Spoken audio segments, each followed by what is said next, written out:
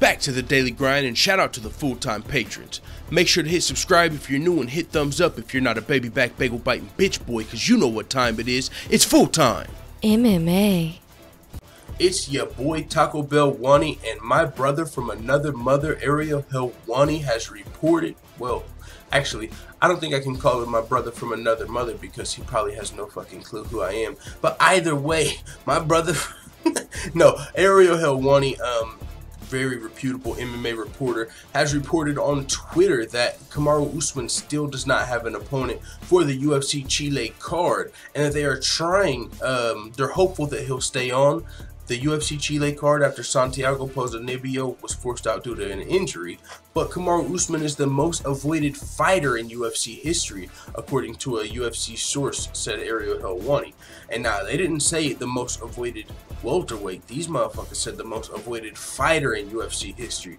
This goes along to a lot of what Kamaru Usman's been saying. He's been calling out guys doing the right things. He's not bad at trash talk. He's held his own with Colby Covington even, who's a guy that's, you know, getting a title fight damn near off of his trash talk. So, you know, people say you got to market yourself. Kamaru Usman's pretty good at that. He's got the look. I mean, you know what I'm saying? He's not coming in here looking like Felony Charles. Let me chill. That's my dude. Hey, y'all, Felony Charles Bennett's about to be fighting Bruce Medial this Thursday. Remember, there's not going to be UFC for like the next 2 weeks. That's a fight I can't wait for. It's not even the main event, but there's a lot of history going into that fight. Or not history, but beef, bro. If you don't know about that, make sure you listen to my interview with Bruce Medial. So that's another topic for another day, this Thursday, actually. Can't wait for that. And since there's no UFC, got to tune into that. But either way, Kamaru Usman, you know, he's not bad at trash talk. He doesn't sound cringy when he's trash talking. You know what I'm saying? He's got the look to be a star. And he's also a dominant fighter, but the problem is he can't get his opportunity. When you look at a welterweight like Darren Till, he's another guy that was being avoided by a lot of the top welterweights. But the UFC had plans for him, and they were able to entice Wonderboy somehow to take the Darren Till fight. Now, it seems like the UFC, if Kamaru Usman's going to get a fight, might have to do something like entice a guy to take a fight with him like Darren Till. Because if you recall, Wonderboy was a little uneasy about the Darren Till fight at first. Didn't feel like he really deserved the fight. He had only fought Cowboy of notable name. And that's a lot of the reasons a lot of people don't give, you know, whenever you're a top-ranked guy, that's a lot of the reasons some of them turn down some of the fights with up-and-comers like Kamaru Usman. People are going to say, you know, who has he beat? High risk, low reward. He hasn't really beat any big names, but the big names are saying no. So there's only a couple guys we know of that would probably take this fight, and they're all currently booked. I mean, except for Jorge Masvidal, who said he's talked about possibly accepting this fight, but he said he can't fight till July, so he won't be replacing, you know, a UFC Chile. But possibly if Kamaru Usman gets taken off this card, that might be a fight we have to see. Gotta admit, I'm not too high on Jorge Masvidal versus Kamaru Usman because I really fuck with Jorge Masvidal, and I know my boy Jorge Masvidal ain't scared of Kamaru Usman, but I don't want to see that happen to Jorge Masvidal because Kamaru Usman's a dominant force and he's a factor, and that's why a lot of people don't really want to fight him or want to see their favorite fighter fight him. Don't be lying. Now, with that being said, Kamaru Usman does need a fight, but who's gonna be taking this fight? Who's going to be taking this L? Who's going to be letting Kamaru Usman move up off of him? Maybe a guy like Demian Maia. He's not booked, you know, but he's not going to take the fight on short notice, but he might have a better matchup, you know what I'm saying? Like, because Kamaru Usman is more of a wrestler, but he can also strike. He's not somebody that just comes out here getting outstruck, but at the same time, he's more of a dominant wrestler. Demian Maia, who's a, you know, Brazilian Jiu-Jitsu black belt, one of the best grapplers in welterweight. Maybe he could catch Kamaru Usman in a submission as far as matchup wise, if that's someone that would be willing to take the fight, because a lot of the other guys, especially strikers, are probably going to turn down this fight because they don't feel like they have a good matchup here. It's kind of like Khabib at lightweight, you know. What does he do to most strikers? He fucking smashes them, takes them down, boom, boom, boom.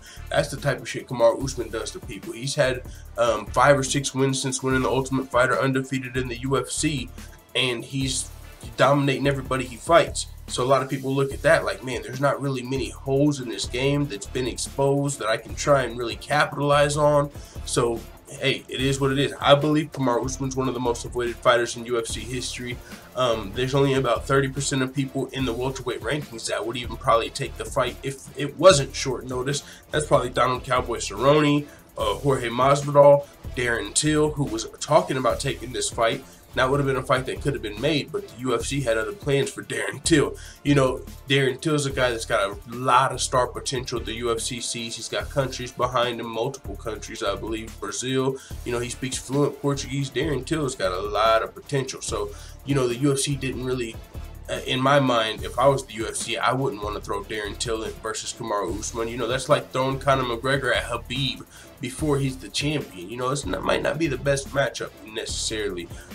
You know, if you've got a prospect coming up, you probably don't want to put him against Khabib. You know what I'm saying? Now that he's the champion, it's a little different story. But you get the point. Frankie Edgar. What happened with Frankie Edgar and Yair Rodriguez? You know what I'm saying? You got an up-and-coming prospect on his way up. You know, this is a great test for him. Put him against a fucking dominant wrestler like Frankie Edgar. Whew, they look different. You know what I'm saying? They look different after that fight. Yair Rodriguez still ain't been back since that Frankie Edgar fight.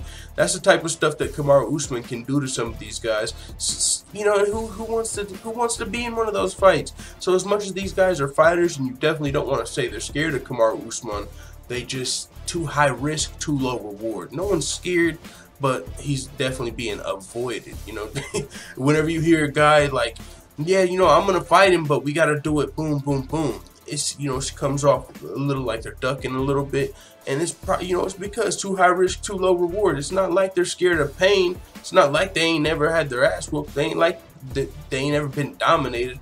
But at the same time, it's got to be worth their while. Exactly like Ali Aquinta said, I'm not fighting Khabib. If they pay me $1 or $2 million, I'll fight Khabib. And then lo and behold, this motherfucker's in the main event versus Khabib, you know, and Brooklyn's like, oh, I'm sure the UFC had to cut the check. Now, so with that being said, one of the only ways for Kamaru Usman to probably get a really high-profile name like that is if the UFC cuts the check. I don't know if the UFC, you know, incentivized Wonder Boy to take that fight, or if they gave Ali Aquinta any extra money.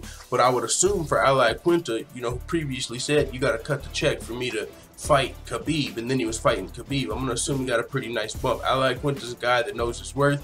He's talked about even before that he got his deal restructured. With that being said, Kamaru Usman doesn't have the same draw, you know what I'm saying? I don't know much about the Nigerian market, you know what I'm saying? But it doesn't seem like the UFC is as concerned about, you know, getting that market as like the Liverpool market, or the, you know, Conor McGregor's got Ireland behind him, so he's got so much power. That's a big part of it because he's got so much fan support. So with that being said, if you're a fighter like Kamaru Usman that's a dominant fighter, unless you've got you know, and you're an avoided fighter, unless you've got a whole lot of fan support, it's hard for you to get people to accept the fight with you. Darren Till's got a lot of fan support, so it's a little even more incentive for Wonder Boy to say, okay, a lot of fans, the fans are asking for this fight. A lot of fans, you know, they're more of a fan of the other guys than Kamaru Usman. So it's like, I don't want to see one of my favorite fighters fucking get beat up, because that's a very real possibility of what Kamaru Usman would do to a lot of these guys. I mean, so he's one of the most avoided fighters.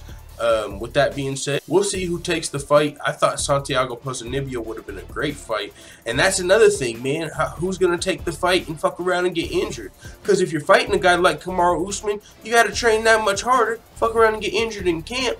But then when it's a guy that's so avoided, it's like, man, you know, you're never gonna accuse someone of faking an injury, but it's pretty convenient. You know what I'm saying? Like, you're about to fight Kamaru Usman and you got injured. Whew. Dodge that L, you know what I'm saying? But at the same time, Santiago Ponzinibbio is one of those fighters that might have had a chance against Usman. I don't know. Kamaru Usman, he's got a good style matchup against a lot of guys because he's fucking got such strong wrestling, and at the same time, he hasn't had many holes in his game exposed. So I think he's going to continue being avoided. I don't think this source would be lying. The area he'll want is reported. So that's just something I really don't know what else to fucking say about. You know what I'm saying? He's avoided. Who's going to take the fight? There's only like 4 welterweights that are not booked. We know Donald Cowboy Cerrone's a guy. You know, I know a guy. But the thing is, he's already booked versus Leon Edwards. We've seen the UFC move fights around, you know, to save cards. Like, move this guy from this fight to like save a main event or something. But I don't think they would do that with Donald Cowboy Cerrone versus Leon Edwards. Like, you know, Cowboy Cerrone, like, and that's another thing. Do you guys want to see Cowboy Cerrone versus Usman? Just because that's one of the only guys that would be willing to take the fight? I mean, it'd be a great fight. But You know what I'm saying? I don't know. It's kind of weird. You know, you don't want to see your favorite fighters getting beat up. So I think that's a problem with a lot of the, fans even wanting to see this fight. It's like, we know Donald Cerrone would take the fight, but Donald Cerrone's a guy, would be a bad matchup. He's a guy that used to fight at lightweight, you know what I'm saying? He's trying to get his bearings back up under him. He's coming off of a win over Yancy Medeiros. Now he's getting a fight with Leon Edwards, but before his win over Yancy Medeiros, I believe he was on a little bit of a skid, he lost. He got knocked out by Darren Till, knocked out by Jorge Masvidal, lost a war with Robbie Lawler. So, now that he's back on the winning train, do you necessarily want to see him getting right back in there with the fucking welterweight killers like Kamaru Usman? Or do you think he should take the more higher profile fights? That's not Donald Cerrone's style. He's anyone, anywhere, any place. So maybe we're gonna have to wait for Donald Cerrone to be available to fight Kamaru Usman. That's what it's looking like. You're gonna have to have a badass like Donald Cerrone or somebody. Darren Till was willing to do it, but the UFC had other plans. So I don't know where this is gonna go. I'll for sure keep you guys updated. With that being said, I gotta switch up. I gotta come up with another transition. And with that being said, I say that way too much. But with all of that being said, off of this topic, if you're here for the Kamaru Usman news being the most avoided fighter in UFC history, that's coming from Ariel Helwani. I believe it. I mean, I don't think his source would be lying to him. And even if he's not technically like, oh well, I guess back in 1980 there was this guy that really, no, this is Kamaru Usman is very avoided. He's on a 6-fight winning streak. Can't get a fucking fight to save his life with a ranked opponent. He's calling guys out on the mic. He's cool with the trash talk. He got a little slack for saying the word fucking 30%. He turned into a meme for that. That's more popularity, but still, people look at him as really high risk, really low reward. The only guys who have a high reward for fighting Kamaru Usman are unranked fighters, because it's like, well, I'm unranked, so it's a high risk, but at least if I win, I get to move up in the rankings. But for the ranked guys, I already got a ranking. I'm not trying to motherfucking fight this guy. Fuck that. So it's really hard for this dude to get a fight. With that being said, let's talk about something else. This is about the channel coming up. I just want to let you guys know there's going to be a little bit of, not changes, but I am going to be trying to move these still pictures like this. I'm going to be trying to put more video involved somehow. I'm going to have to figure out how I'm going to do it. I think I'm going to do it sort of like DJ Academics-ish with a bunch of GIFs. But if I did that, I would have to like lose the top. It would just be video the whole time, which I'm not too opposed to. But I'm going to figure out something like that. But with that being said, it's going to take a lot of time for me to like download all of these fucking videos and GIFs and, organize them to put them somewhere to where I can just have them ready for each video. But a great place for me to start doing some of that is going to be at work, because I'm gonna have to start fucking finding some work outside of YouTube, clearly, because the ad money's not paying in when you don't have millions of subscribers or whatever. So I'm probably gonna be putting out a little bit less videos coming up. There's not much UFC coming up as far as fights for the next 2 weeks, so I don't think these videos are gonna really be popping even for that long. So that means the less people watching MMA, the less next 2 weeks, the less fucking ad money I already get, which isn't much, fucking what, 300, 400 a month when I'm lucky. So I gotta find some work outside of this shit, because until Patreon builds up, until we can get some more patrons in this joint to where I have a steady check coming in, then I'm gonna have to do some stuff to get caught up, because Genesis just started like garnishing my shit. We got one car between 4 people, and one of my tires is wobbling. Bad news bears. So this car is on its last leg, literally. So I gotta start, getting some shit happening faster than how it's coming before, you know what I'm saying, I ain't got internet to do YouTube on. So I'm gonna have to slow down the content a little bit, but I'm still gonna be putting stuff over on Patreon as well. I mean, I might do like 3 YouTube videos, 2 Patreons, something like that. And then of course, whenever I can't find work on those days, I'll still be grinding on YouTube. But I was just letting you guys know, I'm gonna start trying to, upgrade the whole channel as far as videos are concerned. And also, I'm gonna have to start putting some more work in, like at different jobs, wherever I can find work, to not only help invest into the channel, but get me out of a little bit of hole that I'm in right now. So thank y'all for listening to this video. I'll see if I can get another one out today. I got some stuff I'm trying to get figured out.